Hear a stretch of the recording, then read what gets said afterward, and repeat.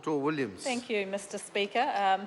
It's my turn to take a call on the radiation safety bill, and as previous speakers have discussed, one of the key discussions really was around the ionising and non-ionising radiation. Unfortunately, I didn't have the privilege of sitting on the Select Committee at the time when the discussion happened. So I actually took the opportunity to inform myself about the difference between ionising and non-ionising radiation. And I looked at the World Health Organisation for a definition. So the definition that they provide is ionising radiation is radiation with enough energy so that during an interaction with an atom, it can remove lightly bound electrons from the orbit of an atom, causing the atom to become charged or ionised. It's a long time since biology class, so I've done some further exploration of that. And it's really around electromagnetic radiation and the impact of ionising radiation when it does bind with electrons in the orbit of an atom actually causes structure to change, which is the ionisation of it. And there is a continuum, I guess, of spectrum around the energy where you have low frequency use at one end and high frequency use at the other end. So at the low frequency end, we're talking about things like radio waves, microwaves, infrared, visible light. At the higher end, we're talking about X-rays and gamma rays. For the purposes of this bill, we really are specifically talking about X-rays, gamma rays. So that's what I understand, the context within the radiation safety bill. That's the context of the nub of the issue, so to speak. Not all electromagnetic radiation is ionising, as I say. It's generally just the X-ray, gamma ray end. And one of the examples that I think it would be useful for the House to think about is when you're having X-rays at the dentist before you're having treatment. The dentist will ensure that they're well protected in the use of the X-ray machine. But sometimes, as I understand it, there was a discussion around who is licensed or authorised to use the piece of equipment that has the radiation source within it. Generally speaking, in a dental practice, it will be the lead dentist that will have the licence.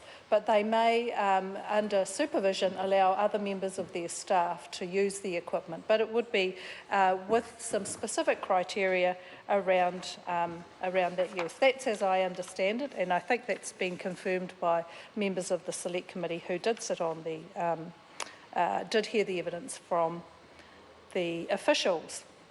And it would have been an interesting discussion for those who are science-minded, because I understand that from Schedule 2, for example, there would have been a really lively discussion around concentration levels and their activity and the source.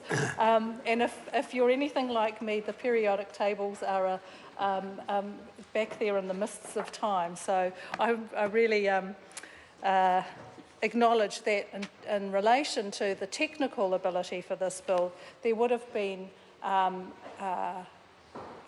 some real opportunity for the officials to support the Select Committee in their understanding of this particular topic. The bill itself, the legislation itself does some other things. It allows New Zealand to become compliant in the International Convention for the Suppression of Acts of Nuclear Terrorism and the amendment of the Convention on the Physical Protection of Nuclear Material. And the protection of nuclear material, I guess, is in practical terms, is the example that I quote around the dentist. It also covers the transportation, the disposal and the use of that material. And I want to pay particular reference to cobalt-60, which is used in the irradiation of food, particularly, materials that come through our borders which might have pests or other material on them which could pose a biohazard to New Zealand and have an impact on our agriculture and our export export of products. It also allows for international inspectors to be appointed and to undertake activities in New Zealand through the International Atomic Energy Agency.